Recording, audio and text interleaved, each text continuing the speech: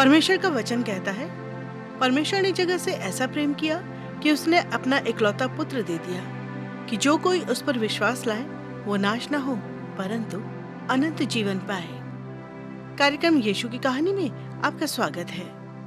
यीशु के आरंभिक जीवन के बारे में परमेश्वर के वचन में बहुत ही कम लिखा गया है, किंतु जो कुछ भी कहा गया है वो महत्वपूर्ण है। तो श्रोताओ, आइए सुनते हैं अद्भुत बालक यीशु की कहानी कि किस तरह छोटे बालक के द्वारा अपने बुजुर्गों को आश्चर्यचकित किया गया।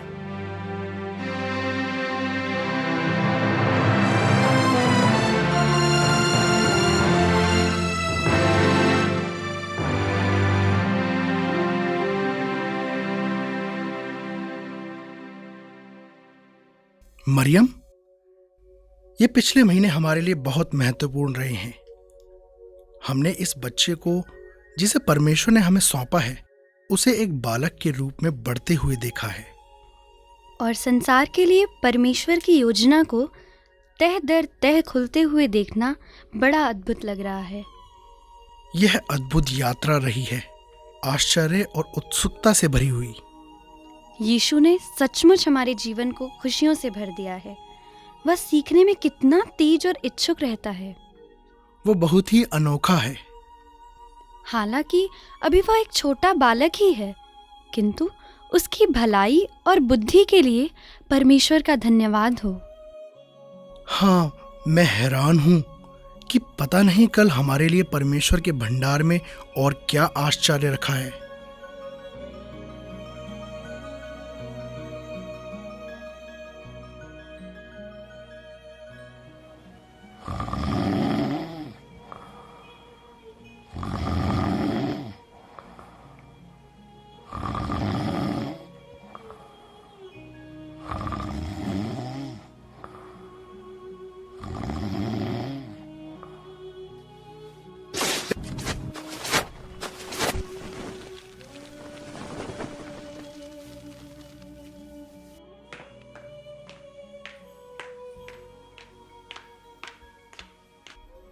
मरियम, मरियम, जल्दी उठो।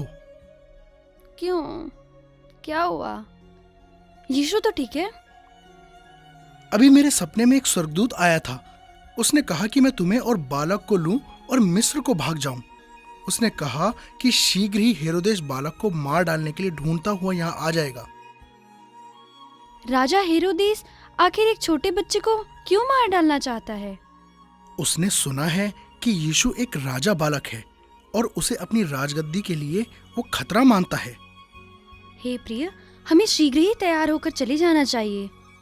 हाँ, ये एक लंबा और कई मीलों का कठिन सफर होगा, किंतु हमें जाना तो पड़ेगा ही। परमेश्वर हमारी अगुवाई और रक्षा करेगा। हाँ, महान परमेश्वर, आपका धन्यवाद हो।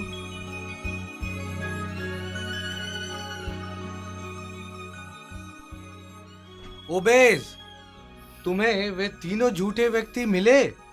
उन्होंने कहा था कि वे उस बालक राजा को ढूंढ लेंगे और विवरण के साथ वापस लौटेंगे कि वह कहाँ है।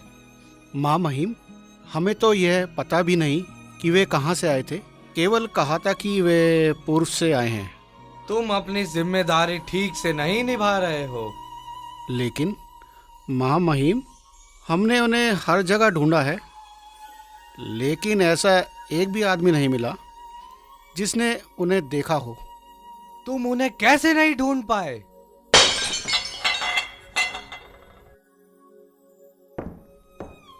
लेकिन माँ महिम, हम जितना कर सकते थे हमने उसे अच्छे से किया है, जिससे हमें मदद तो मिल सके। तुम्हें तो उनसे अच्छा होना चाहिए था जितना वे हैं, और उनका पीछा करना चाहिए था।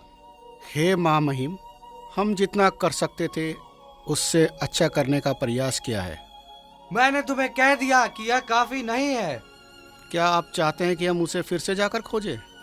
हाँ बिल्कुल, जाओ और उन्हें ढूंढो जाकर। रुको, क्या मैं यहूदियों का राजा नहीं हूँ? एक बालक मेरे राज्य पर कब्जा कर लेने की धमकी दे रहा है। मैं आराम से इसे देखता नहीं रह सकता। अब आपकी क्या करने की योजना है? बालक राजा की हत्या कर दो। लेकिन हमें तो यह पता नहीं कि वह कहाँ है, और वह तो एक बच्चा है, वह आपको कैसे धमकी दे सकता है? व्यवस्था के गुरुओं ने कहा था कि वह बेथलेहम में पैदा होगा। सो मुझे उस नगर के उन समस्त यहूदी बालकों को जो 2 वर्ष तक के हैं हत्या करनी ही होगी। वह बच नहीं सकता। वह देखेगा कि सचमुच में राजा कौन है। लेकिन महाराज, इसमें कोई संदेह नहीं है कि बैतलहम में बहुत सारे बालक हैं। हाँ, इसलिए हम उन सब की हत्या करवाएंगे। ठीक है महामहिम।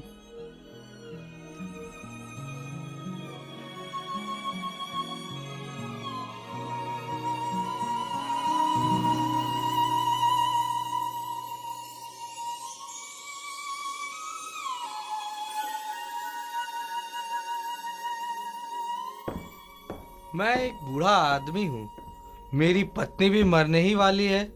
फिर मुझे क्यों चिंतित होना चाहिए कि एक बालक मेरी गद्दी मुझसे छीन लेगा? नहीं नहीं, मैं मरने वाला नहीं हूँ। मैं यहूदियों का राजा हूँ और लंबे समय तक इसका राजा रहूंगा। प्रिय श्रोताओ, कुछ ही क्षणों में हम अपनी कहानी को फिर आगे बढ़ाएंगे। यीशु की कहानी को सुनने के लिए आपका धन्यवाद। मरियम और यूसुफ परमेश्वर के अत्यंत धन्यवादी हैं कि उसने उन्हें बालक यीशु को प्रदान किया और उनकी समस्त आवश्यकताओं को पूरा किया है। वो अपने परिवार को सुरक्षित रखने के लिए कुछ भी करेंगे। एक रात्रि पहले ही स्वर्गदूत यूसुफ के पास आया और उससे कहा कि वो मरियम और बालक यीशु को लेकर मिस्र देश को भाग जाए। वो फौरन ही मिस्र की लंबी यात्रा के लिए अपने जरूरी सामान को बांधते हैं। राजा हेरोदेस भयभीत है कि बालक राजा उससे कहीं उसकी सत्ता छीन ना ले। वो आज्ञा देता है कि बैतलहम जिले में जो भी 2 वर्ष या उससे कम आयु के बालक हैं उनकी हत्या कर दी जाए, किसी को भी ना छोड़ा जाए, इससे पहले कि परिवार मिस्र पहुंच पाए। क्या राजा हेरोदेस यीशु तक पहुंच पाएगा? आइए अब आगे की कहानी को सुनते हैं।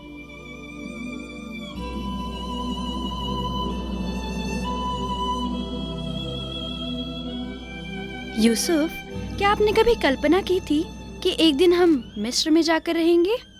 नहीं, कभी सपने में भी दूर दूर तक नहीं सोचा था। किंतु यहाँ हिलियोपोलिस में हमें तसल्ली है।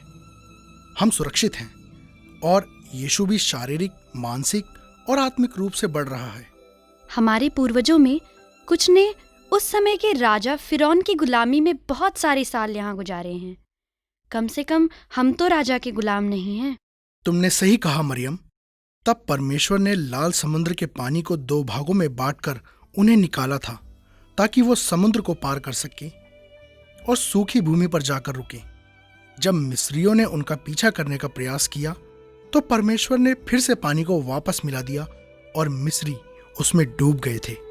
वह भी क्या आश्चर्य कर्म रहा होगा ना? हाँ, हम यहाँ बहुत आशीषित हैं। परमेश्वर नामालूम तरीके से हमारे लिए उपाय करता है। हाँ, वो निश्चय करता है और हम उस समय तक यहाँ रुके रहेंगे जब तक कि परमेश्वर हमें जाने के लिए आज्ञा न दे। मैं सोचता हूँ कि एक दिन हम बैतलहम वापस जाएंगे ताकि अपने पूर्वजों के घर में यीशु की परवरिश कर सकें। तुम तो उचित समझते हो, हम वही करेंगे। आज मैंने बाजार में सुना कि हेरोदेस ने आज्ञा दी थी कि बैतलहम में 2 या उससे कम आयु के जो भी बालक हैं उन्हें मरवा दिया जाए। वो यीशु को तो नहीं पा सका, इसलिए वो सोचता है कि अगर वो समस्त बालकों की हत्या कर देगा तो निश्चय ही यीशु भी मारा जाएगा। ये ठीक वैसा ही हो रहा है जैसा स्वर्गदूत ने हमें कहा था। ओह, मैं उन समस्त माता पिताओं के लिए दुखी हूँ यूसुफ। परमेश्वर ने हमारे बच्चे को तो बचा लिया, लेकिन उनके बच्चे को नहीं। हे परमेश्वर, उन्हें तसल्ली दे। हाँ, मुझे भी उन लोगों के लिए बहुत शौक है। परमेश्वर आगे भी यीशु की और हमारी रक्षा करे।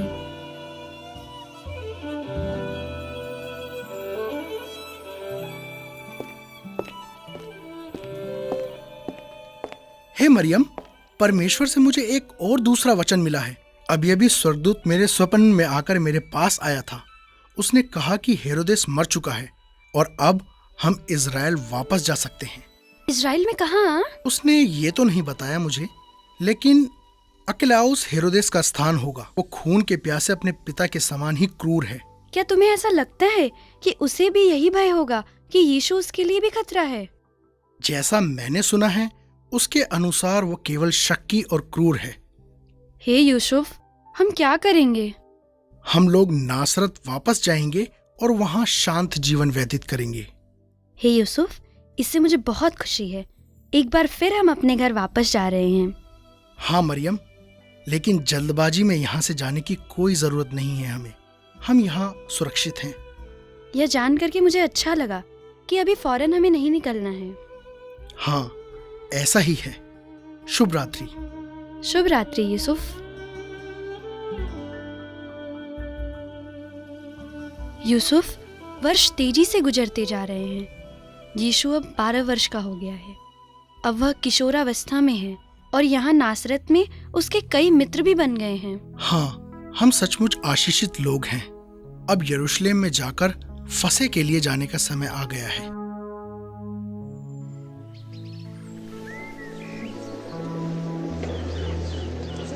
पिताजी, मुझे विश्वास नहीं हो रहा कि मैं सचमुच में यहाँ यरूशलेम के मंदिर में पुरुषों के बैठने के उसारे में हूँ। मुझे अपने साथ लेकर यहाँ आने के लिए आपका धन्यवाद। मुझे भी विश्वास नहीं हो रहा कि मंदिर में होने वाले त्योहारों में सम्मिलित होने के लिए तुम इतने बड़े हो चुके हो। मंदिर बड़ा ही भव्य है। याद रहे, परमेश्वर चाहता है कि हम उसके लिए कुछ उत्तम करें। किसी भी हाल में हर एक चीज उसी से संबंधी है।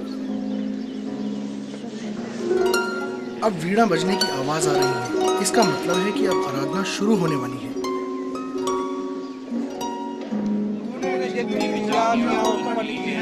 सब आएंगी और परमेश्वर तेरी आराधना करेगी। वे सब तेरे नाम की महिमा देंगी, क्योंकि तू महान है और तूने अद्भुत कार्य किए हैं। हे परमेश्वर, मुझे प्रमाण पर चलने की शिक्षा दे और मैं तेरे सत्य के मार्ग पर चलूंगा।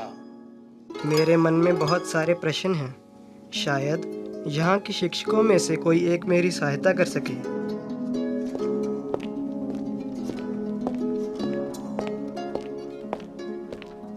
हमें शांति मिले। और तुम्हें भी। मेरा नाम आबेल है। मैं यहाँ मंदिर में एक शिक्षक हूँ। ऐ जवान, मैं तुम्हारे लिए क्या कर सकता हूँ? मैं आपसे कुछ प्रश्न पूछना चाहता हूँ। बेटे, तुम हो कौन? मैं नासरत का यीशु हूँ।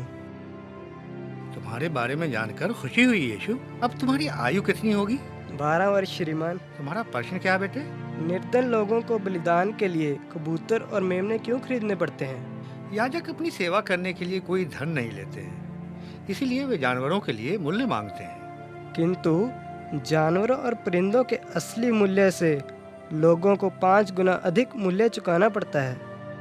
ऐसा प्रतीत होता है कि मंदिर में चीज़ों की खरीद फरोख्त करने से आराधना की सुंदरता और गरिमा को आघात पहुंचता है। बिल्कुल नहीं, हम जो कुछ भी करते हैं वो ठीक व्यवस्था के अनुसार ही करते हैं। मेमने के रक्त की आवश्यकता क्यों है? जैसा कि परमेश्वर ने आज्ञा दी है, उसके अनुसार जानवरों का बलिदान हमारे पापों के लिए दिया जाता है। क्या भविष्यवक्ता मीका ने नहीं कहा है, हे मनुष्य, वह तुझे बता चुका है कि अच्छा क्या है, और परमेश्वर तुझसे इसे छोड़ और क्या चाहता है कि तू न्याय से काम करे और कृपा से प्रीति रखे और अपने परमेश्वर के साथ नम्रता से चले। मैं आश्चर्यचकित हूँ। इस लड़के की बुद्धि और ज्ञान अद्भुत है। केवल परमेश्वर ही उसे ये दे सकता है। मुझे लगता है कि अपनी कुछ धार्मिक क्रियाकलापों के बारे में गंभीरता के साथ हमें सोचना चाहिए।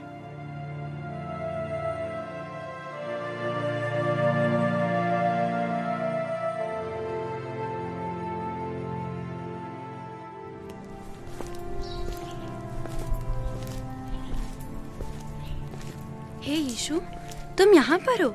तुम सुरक्षित हो। माँ, मुझे यहाँ मंदिर में सुरक्षित क्यों नहीं होना चाहिए था? तुम्हारे पिता और मैंने 3 दिन तक तुम्हें आंसुओं के साथ यहाँ ढूंढा। हम लोग वापस अपने घर जाने के मार्ग पर थे, तभी हमें ज्ञात हुआ कि तुम समूह में नहीं थे। हमें बिल्कुल पता नहीं था कि तुम कहाँ चले गए थे। मुझे दुख है। मैं अपने प्रश्नों का उत्तर पा रहा था और समय गुजरने का मुझे पता ही नहीं चला। हम एक दिन की यात्रा कर चुके थे, तभी तुम्हें खो दिया। क्या सारे समय तुम यहीं थे? हाँ माँ, आपको मालूम होना चाहिए था कि मैं मंदिर में अपने पिता के कार्य को पूरा कर रहा था। हाँ, हमारे बेटे को सुरक्षित रखने के लिए परमेश्वर तेरा धन्यवाद हो।